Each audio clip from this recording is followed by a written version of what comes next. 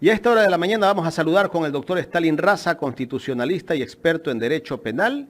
Con él vamos a hablar sobre el caso Villavicencio, el testigo protegido o testigo falso que presentó Fiscalía esta semana y que ayer le levantó justamente la orden de salida del país y le quitaron el grillete electrónico. Doctor, ¿cómo le va? Gracias por aceptar conversar con Ecuador en directo. Bienvenido. Buenos días, muchas gracias. Un saludo cordial para usted y la audiencia. ¿Cómo analizar lo que ocurrió ayer? Ya ayer le quitaron el grillete electrónico al testigo falso, digo protegido, y también al mismo tiempo ya puede salir del país siendo un delincuente. Bueno, fíjese usted, y creo que en esto ya la ciudadanía se ha dado perfecta cuenta, por suerte, de que se trató de un falso positivo. Trataron de generar un falso positivo que de último momento, sin ninguna validez procesal, porque ese testimonio anticipado no va a valer ni para la instrucción que se cerró, ni va a valer para la próxima investigación que se ha anunciado que se va a abrir. Para la instrucción que se cerró, porque si se lo pretende presentar en el caso del juicio que se lleve adelante contra los sicarios o contra las personas que participaron en el delito, que son los sobrevivientes, aparentemente la información que da el testigo no tiene nada que ver en contra de ellos, sino en contra de los autores intelectuales. Es decir, para ese caso no serviría. Y para el caso futuro, para el de los supuestos autores intelectuales, tampoco, porque a quien se mencione en ese testimonio anticipado, si es verdad que se menciona a alguien, esta persona, estos individuos mencionados, tendrán que alegar la exclusión probatoria porque se ha violado un derecho fundamental de ellos, que es el derecho a contradecir al testigo. Ese derecho está establecido como parte del debido proceso en la Constitución, y si no se lo ejerció, esa prueba debería quedar excluida. Entonces, procesalmente, no sirve para ninguna de las dos investigaciones, ninguno de los dos procesos, ¿sí? Entonces, ¿qué nos queda? La utilización política, la coincidencia en los tiempos de utilizar este testimonio anticipado y a este testigo protegido, supuesto testigo protegido, para generar una corriente de opinión que incida en la decisión de los electores. Y esto es deleznable, porque se está utilizando a la justicia para influir en la decisión electoral. Esto no puede pasar. Y lo que usted ha dicho me parece que además es muy atinado, con mucho olfato y con mucha sagacidad. Resulta que al testigo protegido, ayer ya se hizo público en los medios de comunicación, que le han levantado las escasas medidas medidas cautelares que tenía. Le han quitado el grillete, le han levantado la prohibición de salida del país. Es decir, muy probablemente ese testigo protegido ya estará fuera del país o saldrá en las próximas horas o los próximos días y le harán o querrán hacerle decir desde afuera cualquier cosa. Y una persona que habiendo sido procesado por delitos graves como los que ha sido procesado este señor, y estando siendo procesado también en otra causa por un delito grave, igualmente, y recibe ese tipo de beneficios y además eventualmente podría ganarse la bicoca de 5 o 6 millones de dólares, puede decir cualquier cosa en favor de quienes le auspician para que así lo digan. Entonces, hay que tener los ojos alerta. Y la ciudadanía, por suerte, ya no come cuento. Esta jugada, este montaje burdo que se pretendió hacer, se cayó, se desinfló y salió el tiro por la culata. Por eso es que han empezado a dar reto. Pero, como usted bien dice, estemos alertas de que en los próximos días no vaya de pronto a salir alguna declaración sorpresa de último momento de este famoso testigo, inculpando a quienes le hayan pedido que inculpe. Pero claro, ya la credibilidad de la ciudadanía será muy escasa porque la gente ya está alerta de eso. Doctor, ¿qué valía puede tener todo lo que ha dicho este famoso testigo, que yo pensé que era alguien detenido, pero de última hora lo sacaron, apareció por allí? Yo quiero dar una versión, y es alguien que dice que ni siquiera participó del asesinato de Villavicencio porque ese día se le dañó la moto al señor. ¿No sería que este señor, en vez de que le den la libertad para que se vaya del país, lo metan preso? Bueno, estas son especulaciones que se tienen a partir de lo que ha dicho gente cercana al señor Villavicencio, porque ellos son los que han revelado cuál habría sido el contenido del testimonio. Pero no sabemos en realidad cuál fue el testimonio. Y ojalá lo sepamos pronto, por transparencia, por beneficio de la investigación y de la opinión pública. Ojalá sepamos qué fue lo que efectivamente dijo el testigo, pero además, para contradecir la credibilidad de ese testimonio, qué fue lo que dijo, qué fue lo que vio, y no porque las personas mientan, cuando las personas rinden un testimonio no necesariamente están mintiendo, sino que manifiestan las cosas desde su particular interpretación. Si son las 8 de la noche y yo estoy en un callejón oscuro y además soy escaso de vista y veo una sombra que cruza por ahí, puedo afirmar que la sombra pertenece a mi amigo cercano porque veo que la contextura es parecida y no por eso estoy mintiendo, pero no necesariamente significa que haya sido mi amigo cercano, porque además yo tengo unas condiciones muy limitadas para poder dar cuenta de lo que estoy viendo. Entonces, si fuese verdad lo que se ha dicho de este testigo protegido, de su testimonio, efectivamente lo que usted señala es cierto. O sea, si es alguien que ni siquiera ha participado en el evento, que además está siendo beneficiado en el caso donde sí ha participado, donde se le está concediendo beneficios, ¿cierto? Donde se le está concediendo eventualmente la posibilidad de ganarse la recompensa. ¿Qué grado de credibilidad puede tener ese testigo? Pero ese grado de credibilidad no pudo ser confrontado, porque no se permitió el ejercicio de los contrainterrogatorios, precisamente para preguntarle esto. ¿Dónde estaba usted ese día? ¿Qué hizo? ¿Por qué no? Él dice que, mejor dicho, las personas que han presenciado y que dicen que han escuchado el testimonio, dicen que el señor no ha llegado a los eventos porque se le ha dañado el carro. Bueno, pero entonces debió haber sido procesado por participar de todas maneras en el ilícito en el grado de tentativa. Porque cuando yo saco el arma, disparo el arma y se me encasquilla el arma y como resultado de eso no mato, tengo que ser procesado igualmente por la tentativa de asesinato, porque yo hice todo lo que estaba a mi alcance para dar muerte a una persona, pero no se produjo el acontecimiento por un evento ajeno a mi voluntad. Si fuera verdad lo que se dice, que en este caso el señor iba a participar en el sicariato, pero que no lo hizo porque el carro se le dañó, entonces tenía que haber sido incluido como procesado en el grado de tentativa. Y eso no ha pasado. Todo esto se nos tiene que aclarar próximamente. Ojalá después de las elecciones y sin utilizarlo para las elecciones, se transparente cuál fue el contenido de ese testimonio. Y si fuera del caso, ojalá se llegara a la posibilidad de contradecir y confrontar el contenido de ese testimonio para saber qué grado de credibilidad tiene o no. Y esto no debería llamar la atención, que lo haga desde los puntos de protección que tenga que hacerle. Si hay gente que siendo amenazada de muerte, los oficiales del caso, los oficiales investigadores, los policías, han sido amenazados de muerte y no han sido protegidos. Y ellos siguen manifestando y planteando su verdad desde los espacios que les corresponde y que les toca. Entonces es una persona que sí ha participado en delitos porque lo ha reconocido, que se le dé la protección que requiere, sí, por supuesto, su vida merece protección, pero que se transparente y se dé la posibilidad de que él le diga al país, a través de su testimonio o a través de la diligencia para confrontar ese testimonio, que le diga al país cuál es su verdad y que se confronte con las personas que tienen que hacerle las preguntas para saber qué grado de credibilidad tiene o no.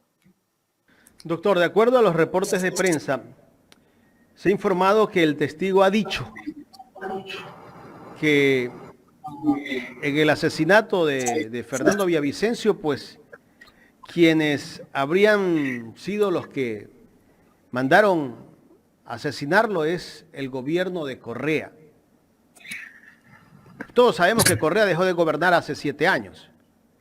Correa no está gobernando ahora. ¿O será que se equivoca el testigo protegido?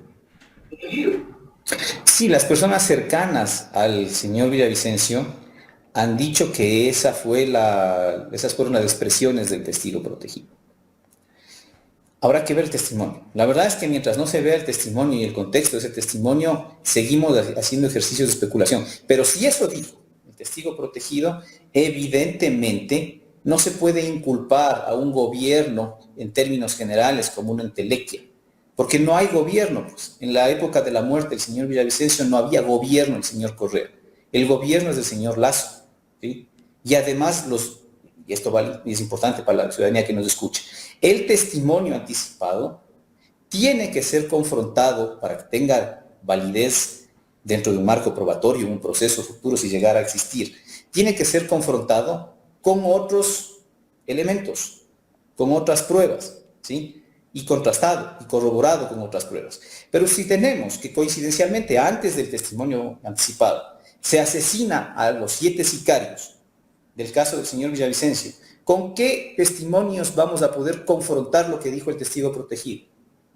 Pero si además las personas cercanas al señor Villavicencio anuncian que no van a entregar el testimonio, el teléfono del señor Villavicencio, ¿con qué datos se va a poder confrontar ese testimonio? Entonces, usted tiene que estas afirmaciones, si llegaran a ser verdad, de inculpaciones además hacia algo que no está definido ni establecido con nombre y apellido, el gobierno del señor Correa, quién, cuál, qué ministro, qué secretario, de qué época, ¿sí? Todo esto sería necesario para que tenga algo de credibilidad un testimonio, ¿sí? Nombres, apellidos, lugares, fechas, y eso ser confrontado con otros elementos de convicción o con otras pruebas después cuando esto llegara, si es que llega a juicio. Pero eso no hay, es muy prematuro ahora pronunciarse sobre aquello. Y no va a poder hacerse un ejercicio de confrontación, esto se lo digo con un 99% de certeza, no va a poder hacerse un ejercicio de confrontación de ese testimonio con otros elementos, porque ese testimonio es inválido y tiene que excluirse. En un futuro proceso judicial ese testimonio tiene que excluirse porque ha sido recibido violentando las garantías del debido proceso y el derecho a la defensa de las personas contra quienes se pretenda utilizar ese testimonio. Así es que esto quedará en un bluff, en una utilización burda, utilización política en las vísperas de elecciones de un falso positivo. Doctor, ¿y de qué manera se ha cuidado la fiscal general Diana Salazar en este caso? Porque ellos son los que han hecho toda la laraca para tratar de dañar una candidatura. Bueno, la fiscalía se equivoca a diario, ¿no? Entonces, los jueces a diario le están recordando a la fiscalía, a través de sus fiscales, que se han equivocado al reunir los elementos de convicción, que tienen que repetir los procesos, que están mal hechas las diligencias. Y en los procesos de alta connotación nacional, también los jueces de la Corte Nacional han empezado, de alguna manera, timorata todavía, pero han empezado ya a hacer prevalecer su rol de independencia y de imparcialidad. Y en los últimos tiempos han empezado a dar muestras ya de no convalidar, de no convertirse en secretarios de la Fiscalía General del Estado. Entonces han empezado a decirle que no hay cosas que no pueden pasar. Y esta es una de las cosas que seguramente en los próximos días se advertirá que la Fiscalía ha actuado mal en este tema. Y vamos a ver cómo quiere utilizarlo próximamente, ¿no? Si es que quiere utilizarlo próximamente, los jueces tendrán que decirle que ese testimonio es inválido. Más allá de esto, creo que se dieron cuenta, y esto es lo importante, digamos, hoy en estos días, se dieron cuenta, la gente se dio cuenta de la maniobra, la manipulación política de este falso positivo y no le dio ninguna credibilidad. Y gracias a eso, gracias a que la gente se dio cuenta, recularon, dieron retro y ya se les cayó, se les desinfló el globo de ensayo y les salió el tiro por la culata. Esperemos que en los próximos días no se pretenda hacer un recalentado de ese testimonio anticipado y se lo saque al testigo, nuevamente se lo saque al testigo fuera del país y se lo quiera hacer decir cualquier cosa desde allá, bajo la oferta de privilegios y de ventajas dentro del proceso judicial que está llevándose adelante. Doctor, pero se nota el interés que hay desde la propia familia de Fernando Villavicencio y del señor Zurita, de que puede ser otro el asesino intelectual de Fernando Villavicencio, pero a ellos les interesa que acusen a Correa. Claro, mire, esto contamina la investigación, ¿cierto? Contamina mucho la investigación y la verdad es que no le hace ningún bien a un derecho básico, fundamental que tienen las víctimas. La familia del señor Villavicencio es una lamentable víctima de un asesinato, nada menos que a un candidato presidencial. Y en esa condición de víctimas tienen derecho a la verdad, a la reparación y a la justicia. Pero el derecho a la verdad, que es el primero de esos derechos, se ve seriamente comprometido cuando se contamina el caso por estas manipulaciones políticas que lamentablemente se ve que están haciéndoselas desde su propio círculo de personas allegadas. Y esto es triste. Pero además hay otros indicios que sí son llamativos y en los que sí debería enfatizar la investigación. Por ejemplo, el propio agente investigador, el propio oficial investigador del caso León de Troya, ha dicho que hubo una alerta, que una de las fuentes humanas les alertó desde el mes de abril que habían intentos o que habían preparativos para atentar contra la vida del periodista Boscán, del señor Villavicencio y del propio teniente coronel Erazo, que es el oficial investigador a cargo del equipo que hizo el informe de León de Troya. Y el coronel Erazo puso en conocimiento del sistema de víctimas y testigos. Y el sistema de víctimas y testigos puso en conocimiento de la policía este tema. Y la policía no hizo nada. ¿Cuáles son los resultados? Los resultados son que el señor Boscán, primero que el señor Cherres fue asesinado, que el señor Boscán está está huido del país, autoexiliado, que el asambleísta Villavicencio ha sido asesinado, que la vida de los oficiales investigadores están amenazadas, uno de ellos ha tenido que irse a la clandestinidad para proteger su vida.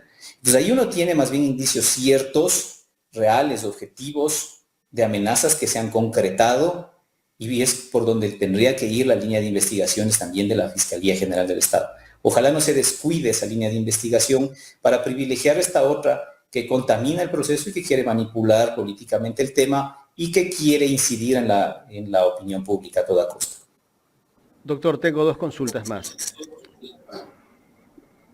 ¿Cómo es que asesinan a los 7 implicados en la muerte de Fernando Villavicencio en las cárceles? Y ese día que los asesinan, también salieron a decir que Correa los había mandado a asesinar a los implicados. Correa no tiene las llaves de las cárceles, pues. Correa no ha puesto al director del SNAI, pues. A no ser que Correa tenga un pacto con Guillermo Lasso, pues. Es la única manera para que él o gente de él pueda entrar a las cárceles. Absolutamente, es parte de la contraofensiva, digámoslo así, que se viene tratando de implementar como narrativa en la ciudadanía, en el electorado, después del fracaso rotundo que tuvo el candidato Noboa en el debate electoral. Después de eso, fíjense ustedes las coincidencias, ¿no? Coincidencias además fatales, que dan cuenta de la peligrosidad de esta gente. O sea, siendo quienes tienen la responsabilidad de custodiar a los privados de la libertad, permiten, ellos sí, permiten que adentro se atente contra la integridad de ellos y se los asesinen. Permiten porque la custodia implica extremar los deberes, esto lo ha dicho la jurisprudencia interamericana, la Corte Interamericana varias veces se ha pronunciado en contra de los estados por esto, la Comisión Interamericana, el sistema de Naciones Unidas varias veces ha hecho informes respecto a la situación de las cárceles en Latinoamérica y del Ecuador en particular, y ha dicho específicamente los custodios de los privados de la libertad son los agentes estatales y ellos tienen que extremar las condiciones de seguridad para que no se produzcan estas cosas. Y más todavía en un caso sensible, donde nada menos que los sicarios de un caso importantísimo como el asesinato del señor Villavicencio estaban en peligro y habían pedido sus traslados. Y se había hecho informes de inteligencia en el que se recomendaban los traslados y no se los practicó. ¿Culpa de quién? Del gobierno y del Estado. No hay a dónde más apuntar el dedo. Tratar de endilgar esta responsabilidad a alguien que no tiene la función de hacerlo no es sino otra vez una utilización mañosa, utilización política de la muerte del señor Villavicencio y de la investigación sobre la muerte del señor Villavicencio con fines electoreros. Y eso habla de la peligrosidad de esta gente. Todos estamos en riesgo mientras ellos estén a cargo de la seguridad ciudadana. Y no solo en estos casos de gran connotación, en la ciudadanía de a pie, en la gente que muere todos los días en las calles, en las veredas de nuestras ciudades, por culpa de las guerras entre bandas y por culpa de la violencia que existe ya asentada como parte de la cultura de esos sectores marginales, y por eso es necesario que se vea y se luche contra este problema y contra este fenómeno de manera integral. Y de manera integral no quiere decir salir a patrullar las calles con policía insuficiente. Quiere decir tener programas sociales que busquen eliminar la marginalidad y busquen sacar a la gente que vive en esa marginalidad de los ejércitos de las bandas delincuenciales. Esto no se hace solamente con mano dura, se hace con políticas sociales, y ellos, los que representan estos intereses de las élites económicas que hoy están peleándose adentelladas por quedarse en el poder, no son sensibles a estas políticas sociales, lo han demostrado ya en 2 gobiernos. Finalmente, de mi parte, doctor, ¿usted no cree que para encontrar a los autores intelectuales de la muerte de Fernando Villavicencio deberían de empezar desde la muerte de Rubén Cherres, caso León de Troya, y por ahí va más directa la situación o no? Pero absolutamente, absolutamente, si ahí fue donde estaba la alerta. En abril de este año 2023 se dio la alerta. Hay grupos relacionados con la investigación del caso León de Troya que quieren atentar contra la vida del periodista Boscán, del asambleísta Villavicencio y los oficiales que hicieron la investigación. Ya, pues, ¿por dónde hay que buscar? Por ahí hay que empezar a buscar. No hay que descartar ninguna línea de investigación, eso hace un buen fiscal.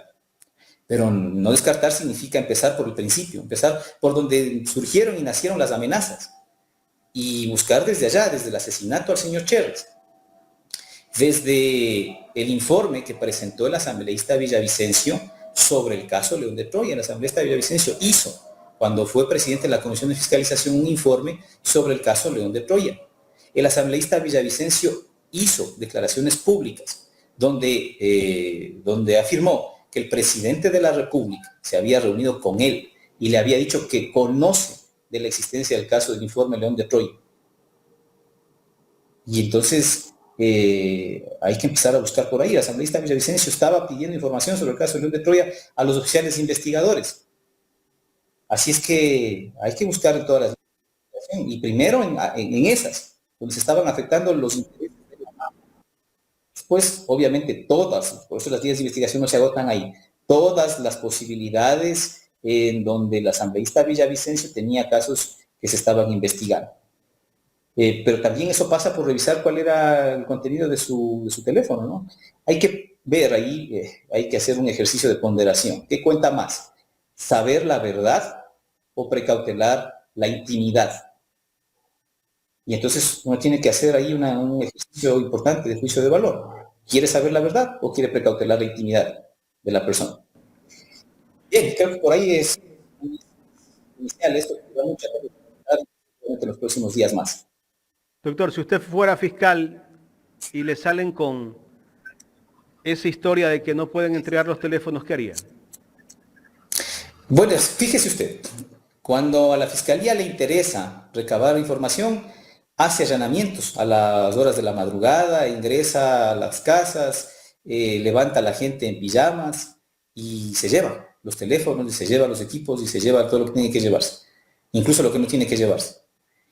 Y eso fue lo que les hicieron a los oficiales del caso León de Troya, ya a los oficiales que investigaron el caso. Les allanaron sus oficinas de trabajo y sus habitaciones en la Policía Nacional para llevárseles los equipos, los teléfonos especialmente buscados. Y se los llevaron. Y ahí los tienen. Y próximamente tendremos ya las diligencias donde se abrirá para ver qué había en esos teléfonos. Pero acá se les pide medidamente, con toda la cordialidad del mundo, que las personas entreguen los teléfonos. O sea, ahí se ve el doble rasero que se aplica, ¿sí? Yo no digo que los allanamientos y que estas intrusiones agresivas en la intimidad de las personas y en los domicilios de las personas sean la regla. No. Esos tienen que ser los casos excepcionales.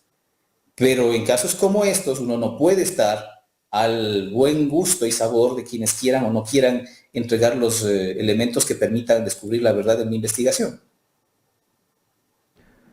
Doctor, quiero agradecerle por aceptar conversar con Ecuador en directo. Muchas gracias a ustedes. Un abrazo cordial. Hasta luego. El doctor Stalin Raza, constitucionalista y experto en derecho penal. Hemos hablado sobre el caso de Villavicencio, ese testigo falso, digo testigo protegido, que sacaron de la noche a la mañana y que seguramente están pensando en esos 5 millones de dólares para ver si se los dan al testigo protegido o qué mismo. Porque también por ahí escuché que ya está pidiendo, oye, ¿dónde están los 5 millones? Como dice el ministro Zapata, ¿dónde están los 2 palos?